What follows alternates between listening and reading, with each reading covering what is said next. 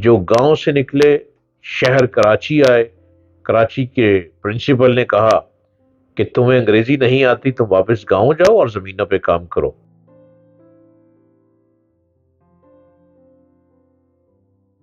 International famous scientist doctor عبد الصمد Baloch part 2.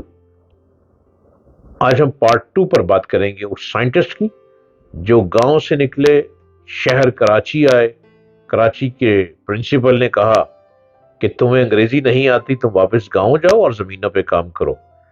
آج ہم اس کا پارٹ 2 پر ڈسکس کرتے ہیں، آپ سنیے غور سے.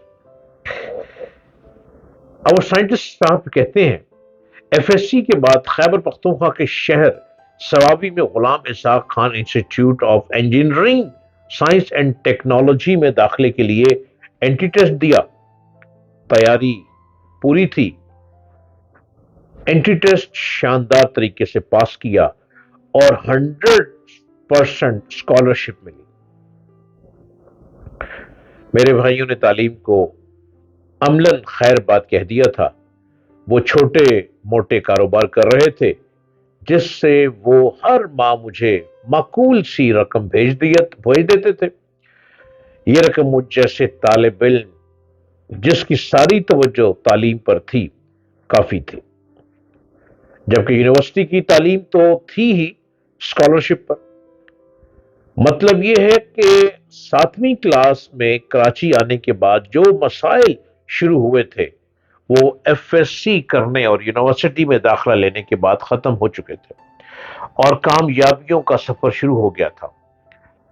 اگر میں تحقیق سے وابستہ ہوں تو در حقیقت یہ مجھے غلام اسحاق خان انسٹیٹیوٹ میں پروفیسر فضل احمد خالد ستارہ امتیاز کی ترغیب اور حوصلہ افزائی تھی کہ میں نے یونیورسٹی ہی میں فیصلہ کر لیا تھا کہ مجھے ریسرچ سے وابستہ ہونا ہے.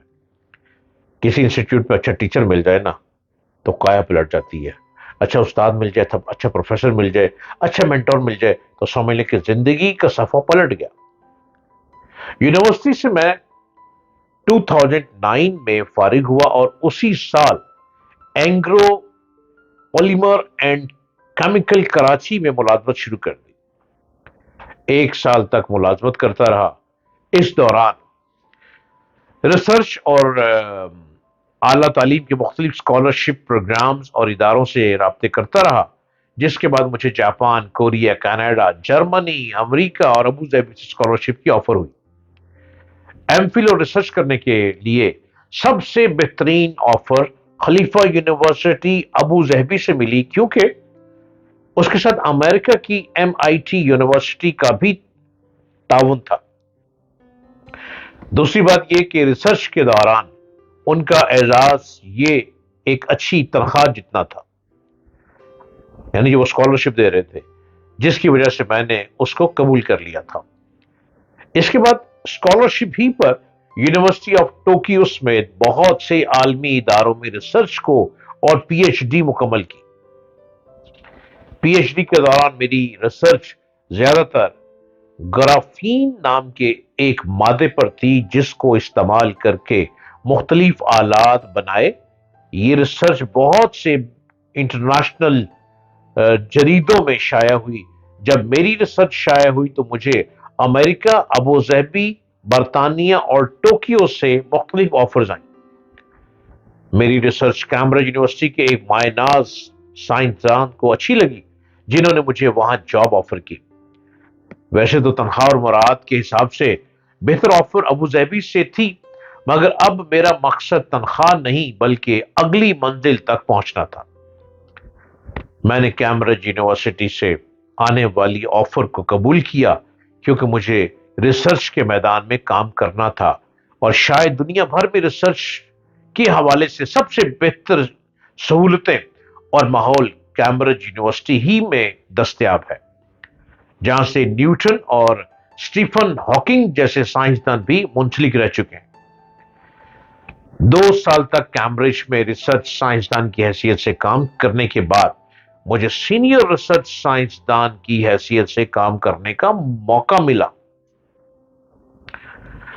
اب یہ سائنٹسٹ عبد الصمد کہتے ہیں کہ مجھے پتہ نہیں مگر کہا جاتا ہے کہ کیمبرج میں ریسرچ سائنسدان سے سینئر سائنسدان کا درجہ حاصل کرنے کے لیے 2 سال بہت ہی کم عرصہ ہے، اور مجھے بھی یہ لگتا ہے کہ میں وہاں پر سب سے کم عمر سینئر سائنٹسٹ ہوں۔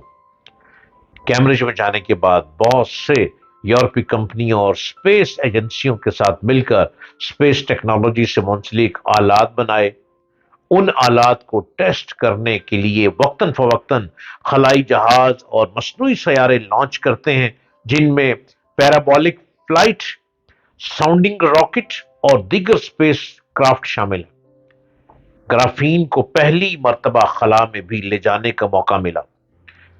مختلف تحقیقات بھی جاری ہیں جس میں سینسرز کے علاوہ خلا میں اگر جسم پر زخم لگ جائے تو اس کو کس طرح بھرا جا سکتا ہے، اس پر بھی کام جاری ہے۔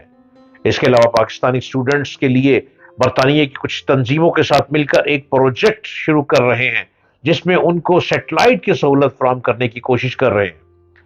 اگر مجھے موقع ملا تو وہ اپنے ملک میں جا کر کام کرنے پر فخر محسوس ہوگا۔ یہ سائنٹسٹ کی داستان ہے، لیکن میں عبد الصمد آپ کو یہی کہوں گا، آپ کو یاد ہے ڈاکٹر عبد القدیر کا حال ہمارے ملک میں کیا ہوا؟ لہذا جہاں جہاں آپ ریسرچ پہ ہیں، آپ اسی ملک پہ ریسرچ کریں۔ ہاں، اگر اپنے ملک کو وہاں بیٹھ کر فائدہ دے سکتے ہیں تو ضرور فائدہ دیں۔ اگر آپ یہاں آ جائیں گے تو کہیں یہ نہ ہو کسی دوسرے ملک کے کہنے پہ ہمارے ملک والے آپ کو بھی گھر میں قید کر دیں اور آپ بھی ڈاکٹر عبد القدیر کی طرح اپنی ریسرچ سوچتے سوچتے ہی اس دنیا سے خدا نخواستہ رخصت نہ ہو جائیں۔ ابھی آپ نے گیٹس ہیں، صلاحیتیں ہیں، آپ ان صلاحیتوں کو کیمبرج میں بیٹھ کر آپ آگے بھرپور طریقے سے آگے پھیلائیں، اور اس وطن کی مٹی کو جو ریسرچ وہاں سے بھیج سکتے ہیں وہ ریسرچ بھیجیں، تاکہ یہاں پہ جو اسٹوڈنٹس کام کر رہے ہیں وہ اس پر بھرپور طریقے سے کام کریں۔ اللہ آپ کا حامی و ناصر، آپ اور ترقی کریں۔ آپ ترقی کریں گے تو پاکستان بلند ہوتا چلا جائے گا، کیونکہ آپ کے سینے پہ فلیگ تو وطن عزیز ہی کا ہے، موجود ہے۔ پاکستان زندہ باد۔